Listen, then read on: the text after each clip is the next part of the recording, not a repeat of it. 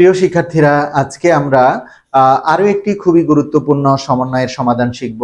আজকে আমাদের সমন্বয় হচ্ছে 2 নাম্বার রেওয়ামিল। তোমাদের জন্য লিখে রেখেছি 10% বিনিয়োগ 1/7/2024 2 লাখ টাকা। এই 10% বিনিয়োগ কোথায় যাবে, বিনিয়োগের সুদ কি হবে, আজকে আমরা শিখবো ইনশাআল্লাহ।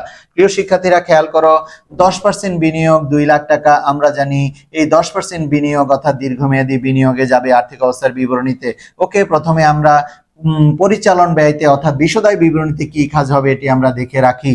ওকে প্রিয় শিক্ষার্থীরা খেয়াল করো, 10% বিনিয়োগের অর্থ হচ্ছে এই বিনিয়োগের টাকার উপর আমরা 10% সুদ পাবো।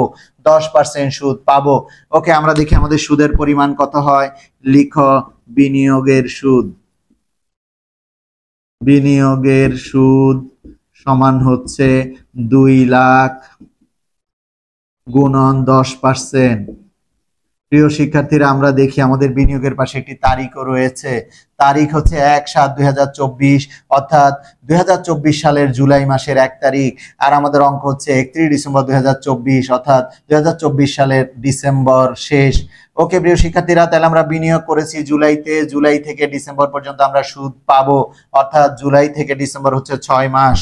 আমরা 6 মাসের সুদ পাবো। 12 মাসে 1 বছর, 12 দিয়ে ভাগ, 6 দিয়ে যদি গুণ করি তাহলে 6 মাসের বের হবে 2 লাখ গুণন 10% 20,000 ভাগ 12 গুণ 6 যদি করো তাহলে বের হবে 10,000। তোমরা ক্যালকুলেট করে নিতে পারো। তোমরা যারা অ্যাডমিশনের জন্য পড়ছো তোমাদের ক্যালকুলেটর ছাড়াই ক্যালকুলেট করতে হবে, সুতরাং তোমরা ক্যালকুলেটর ছাড়াই চেষ্টা করো।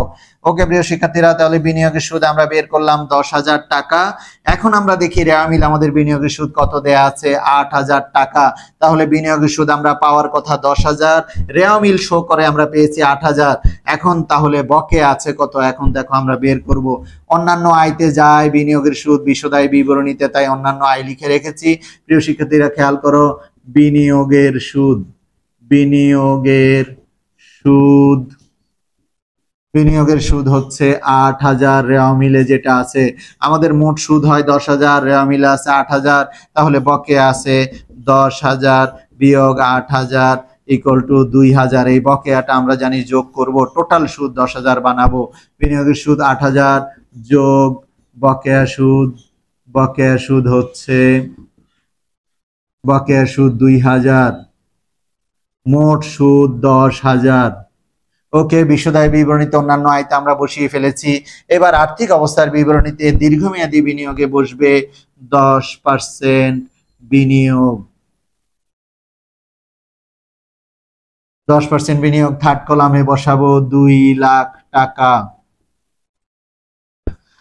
আর এই যে বিনিয়োগের বকেয়া সুদ বা অনাদায়ী সুদ বা প্রাপ্য সুদ, এটি আমাদের চলতি সম্পদ, তাই চলতি সম্পদে লিখব। চলতি সম্পদে আমরা লিখব বিনিয়োগের প্রাপ্য সুদ।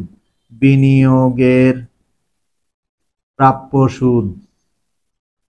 বিনিয়োগের প্রাপ্য সুদ হচ্ছে 2,000, সেকেন্ড কলামে লিখলাম।